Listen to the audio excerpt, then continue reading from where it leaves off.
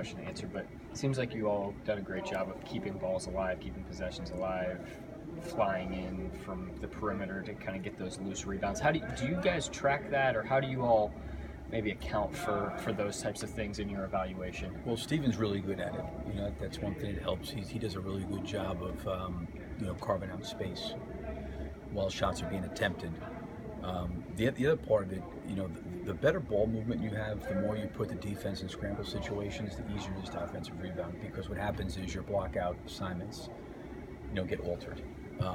And when we've had good ball movement, like we had really good ball movement. I think Patrick Patterson missed a corner three. Russell was able to come in and dunk the ball.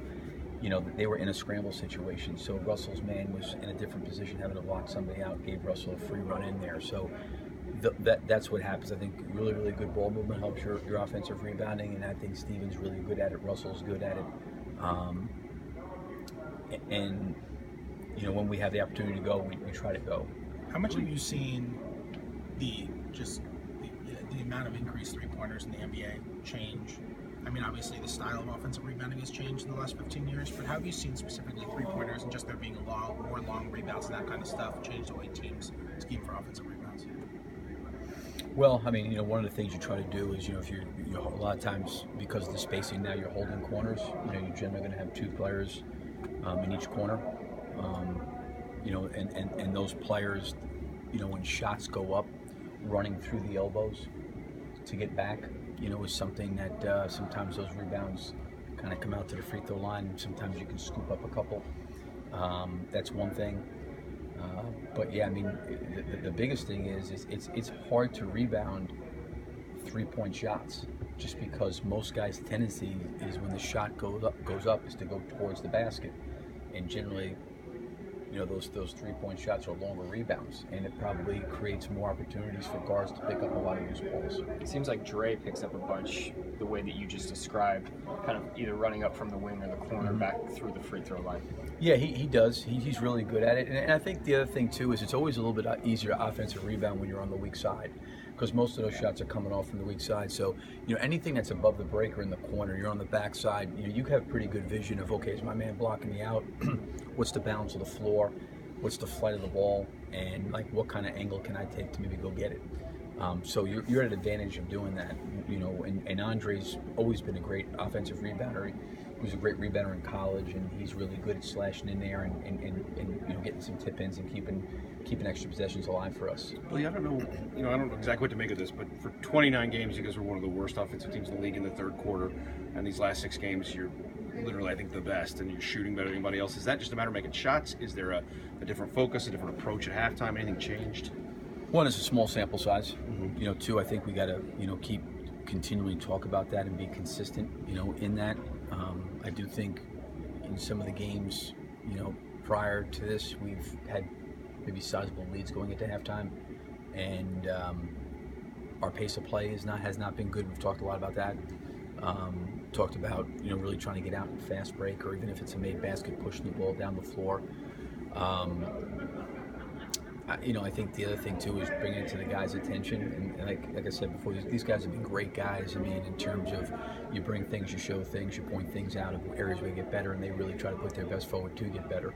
But again, can we do it consistently? We've done it for 5 games, but we're 30 plus games into the season, and 5 out of 32, 3, 4 games, whatever it is right now, it's not great. It's not. But we've done it here of late, right. And like tomorrow's another test. Can we play a full 48? Can we play consistently? And that's what you want to do, is be able to build the stamina to be able to play 48 minutes. And I do feel, give our guys credit, they have done a good job the last 5 or 6 games. Like, I feel like we were moving in that direction and doing a better job of playing the full 48. Whereas maybe in November, beginning of December, we were not doing that. And hopefully we can create some consistency on that part. You say bring it to their attention. Is that something you would talk about, saying, absolutely, look at these, like, out of halves, this is how we're Yeah, playing? I mean, coming out of Denver game, same thing happened, up by 8 or wherever it was, and the lead goes right back down, lose the lead. Yeah, I mean, we've talked about that a lot in the locker room, especially at halftime. Like, listen, the first 3 or 4 or 5 minutes here of this quarter, we've got to set a tone, and we got to play to how we want to play. We can't get stagnant and complacent, and can't walk the ball up the court, and we got to play with pace. We got to play with tempo, and I think sometimes you come out of half, it's a little bit different. A lot of times you're kind of easing your way back into the third quarter, and we just can't ease our way into the third quarter. We got to come into the third quarter, I think, running and moving. And I do think for these guys, in fairness to them, I do think the halftimes have been different. The clock's running right as the horn sounds. Right when there's a minute left to go on the clock, the horn sounding. So it's a little bit, and then you come out of the halftime where I'm talking to them as a coach, and there's a lot for them to process, and then they got to get ready to play. And I think some of that's probably been a little bit different for them. So hopefully we're adjusting and can be more consistent there. Well, there's many not loose balls, there's many deflections as you all create.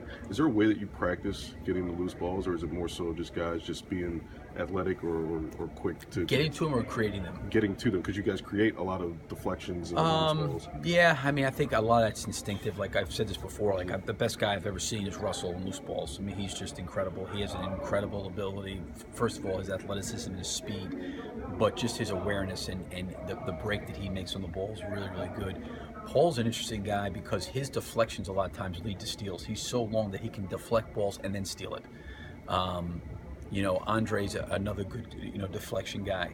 I think our guys have an idea of when deflections could possibly occur for us, so they're probably a little bit more on edge or ready to maybe figure out what passes could be potentially deflected and where they could potentially go. But you got to have guys that are good at that. I mean, we've got guys that are really good at that. Billy Russell, you talked about him being a catalyst last night.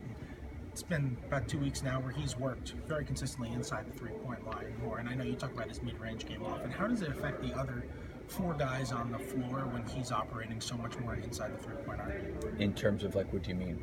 How does it affect them in terms of not just their production, but how they play, how you guys run your offense when he's playing from inside the arc or getting to inside the arc? Yeah, I don't know. I don't know how it would affect them. It would be the same thing if he, instead of stopping at 14 to 15 feet, drives to the basket. The floor is spaced for him to get to the teeth of the defense there, and then he's obviously making those decisions. But it's not affecting any of the guys. I think he's done a great job, Russell, of taking what the defense has given him, and he's shot the ball at a really, really high clip. But I also think he's taking the good shots too, and I think that's why he's been so efficient. So I don't think it necessarily impacts I don't see it impacting the other players. Anybody else? Thank you, Coach. Thanks, Billy. All right, thanks, guys. Appreciate it.